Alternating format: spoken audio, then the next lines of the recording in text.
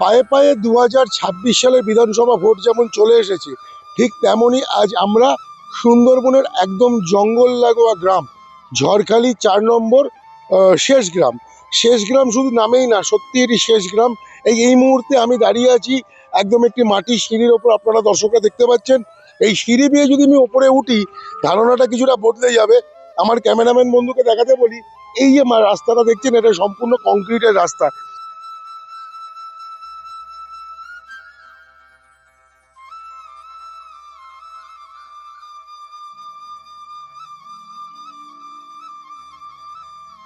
বিশেষত এই সুন্দরবনের এই ধরনের গ্রামগুলো একদম জঙ্গল লাগোয়া, নদী তীরবর্তী হয়।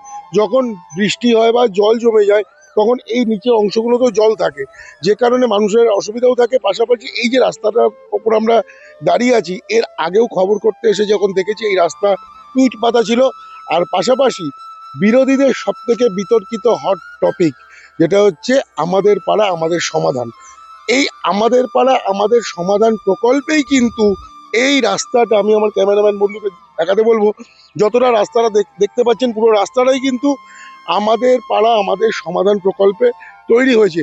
শুধু তাই না, পাশাপাশি এই পথ চলতেই আমরা এই রাস্তার ওপরে পেলাম আইসিডিএস কর্মী দিদির সাথে, যিনি পরিষ্কার বললেন যে সাধারণ স্কুলগুলোতে, যে সরকারি স্কুলগুলোতে বাচ্চাদের খাবারের কোনো অসুবিধা হচ্ছে না, তারা তাদের মতো খাবার ঠিক পাচ্ছে এবং শিক্ষা ব্যবস্থা গ্রাম অঞ্চলে বিশেষ করে বেশ অনেকখানি উন্নতি হয়েছে। এই রাস্তার ওপরই তৈরি হয়েছে নতুন টোটো স্ট্যান্ড। এই টোটো স্ট্যান্ড তৈরি হওয়াকে ঘিরে এই এলাকায় পরিবহন ব্যবস্থা আরো সুদৃঢ় হয়েছে বলে টোটো চালক বন্ধুরাও তাই জানাচ্ছেন। আমরা কথা বলবো টোটো চালক বন্ধুর সাথে, কি বলছেন তারা। দেখুন, আমরা তো বিগত বেশ কয়েক বছর ধরেই টোটো চালাচ্ছি এবং আমরা এই এলাকার বাসিন্দা হিসেবে আগে যেরকম রাস্তাঘাট ছিল, খুবই মানে জঘন্য রাস্তা।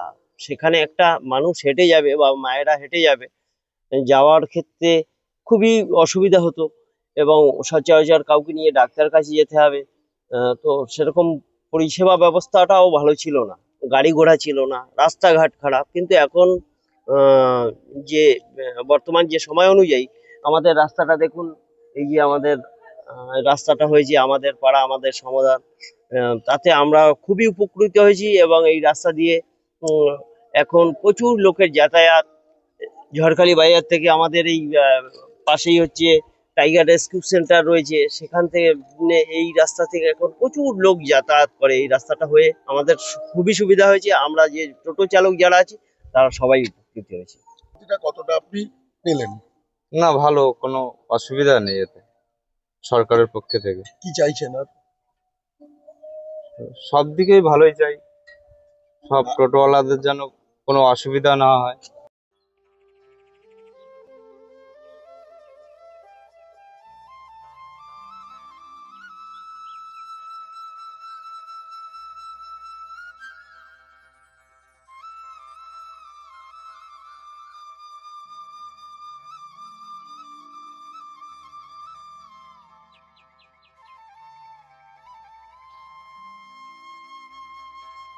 আইসিডিএস কর্মী হিসেবে আপনারা ছাত্রছাত্রীদের সব রকমের খাদ্য সুবিধা দিতে পারছেন, বা আপনারা আপনাদের মাইনেপত্র এগুলো সবই পাচ্ছেন কি?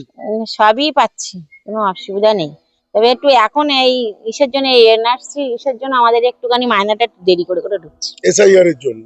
আচ্ছা, এসআইআর এর কাজ চলছে তো, আমাদের সুপারভাইজার সবসময় করতে পারছে না, মাইনাটা দেরি করে ঢুকছে। আর স্কুলে বাচ্চাদের যে খাওয়া দাওয়ার দ্রব্য সামগ্রী, সেগুলো কতটা আগে থেকে ভালো হয়েছে? আগের থেকে অনেক ভালো হয়েছে। যেমন যেমন আগে আমাদের যখন ডিম সবজি যেরকম থাকে, খিচুড়িতে ডাল, চাল ডাল যেমন থাকে, আমাদের দিতে হয় সবজি। এটা তো সড়ক ব্যবস্থা, যাতায়াত ব্যবস্থা উন্নতি মানে আমাদের এলাকার উন্নয়ন, সেটা তো একদম অবশ্যই। যেটা ছিল আগে ইটের রাস্তা, আমাদের চলাচলের খুবই অসুবিধা ছিল, বিরাট সে অসুবিধার কথা আমরা ভাষায় বর্ণনা করতে পারবো না। আমরা বর্ষাকালে বাইক নিয়ে চলতে গেলে এখানে অ্যাক্সিডেন্ট, স্লিপ এই সমস্ত হতো। এখন এই রাস্তাটা হওয়াতে অ্যাকচুয়ালি আমরা সত্যি খুবই উপকৃত, যে কথাটা আমরা ভাষায় ব্যক্ত করতে পারবো না। উন্নয়নের শেষ নেই, উন্নয়নের সঙ্গে আরো উন্নয়ন হোক এটাও আমরা আশা করি, এবং এই রাস্তার সঙ্গে আমাদের এই ব্রিজটাও যাতে হয়, সে আশা রাখি আমরা। আশা করছি অ্যাকচুয়ালি বিষয়টা হচ্ছে কি, যে আমাদের যে সরকার বিগত টার্মে ছিল, এখন আমাদের পরিষেবা যা দিয়েছে আমরা সেটা অনস্বীকার্য। অ্যাকচুয়ালি জন্ম থেকে মৃত্যু পর্যন্ত, যুবসাথী প্রকল্প, আমাদের লক্ষ্মী ভান্ডার, এই সমস্ত কোনো তুলনা হয় না যা বিগত সরকার করতে পারেনি। আমাদের বিরাট সুবিধা হয়েছে, যেহেতু আমরা এখানে আমাদের জঙ্গল লাগোয়া আমাদের ঘর বাড়ি, আমরা মাছ কাঁকড়া ধরে আমাদের সংসার নির্বাহ হয়। সেই হিসেবে আমাদের মোটামুটি এখানে কাঁচা বাড়ি একটাও নেই, দেখাতে পারবেন না। ভবিষ্যৎ একটা একটা আছে, তাদের একটু কাগজ কলমে একটু গন্ডগোল আছে। মানে গ্রামের বাড়ি আমার বাড়ি পেয়েছেন? হ্যাঁ হ্যাঁ, আচ্ছা। আমরা প্রায় প্রত্যেকটা বাড়ি, এমন কোনো ফ্যামিলি একটা দুটো করবো, আমাদের 135 ফ্যামিলির গ্রাম এটা, এই গ্রামে আমার বাড়ি। সেই হিসেবে আমরা এই সরকার থেকে মোটামুটি একটা বিরাট আমরা সুবিধাজনকভাবে আছি। মাছ কাঁকড়ার দিক থেকে আমাদের সুবিধা আছে, আমাদের রেস্টি নেই, তবুও আমাদের আছে ভারতের রেস্টি নিয়ে আমরা জঙ্গলবাদা করি। সেই হিসেবে আমরা এই সরকার থেকে বিরাট উপকার পেয়েছি। আমাদের রাস্তা কমপ্লিট হয়ে গেছে, রাস্তা ভালো হয়ে গেছে, এখন সবকিছুই প্রায় উন্নতি হয়ে গেছে। আগে এখন এই রাস্তা খারাপ ছিল? হ্যাঁ, আগে রাস্তাটা খুব খারাপ ছিল। আচ্ছা, আপনার তো বাড়িতে সন্তান আছে বা আশেপাশে বাচ্চারা যে যারা স্কুলে পড়ে, এই বাচ্চাদের স্কুলে যাওয়া, গ্রামে তো আগে খুব একটা পড়াশোনার মানুষ যেত না, সেক্ষেত্রে কতটা উন্নতি হয়েছে আর কি? অনেক অনেক উন্নতি হয়েছে, এখন সরকার থেকে তো সবকিছুই দিচ্ছে, বই খাতা টাকা পয়সা সবকিছুই দিচ্ছে তো।